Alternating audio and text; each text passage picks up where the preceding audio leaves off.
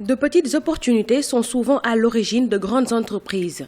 Ces Sud-Africains se sont appropriés cet adage. Les résidents d'Imizamou Yetu, un bidonville du Cap, ont eu l'idée originale de recycler des sachets de thé. C'est pour en faire des objets d'art qui sont après exposés dans des boutiques de souvenirs.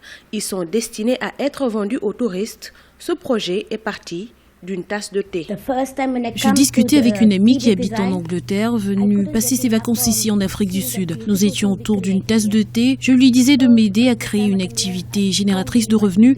Alors elle a tiré le sachet de thé et m'a dit « Pourquoi ne pas essayer de réutiliser des sachets de thé ou en faire des objets d'art ?» Le recyclage de sachets plastiques est une activité qui nourrit bien son homme. Les artisans qui sont en même temps fournisseurs de matières premières pour la société de recyclage tirent profit de cette activité.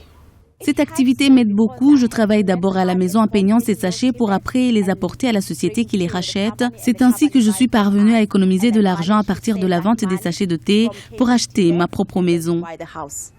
Le recyclage de sachets plastiques en Afrique du Sud règle les problèmes économiques et écologiques des résidents des bidonvilles.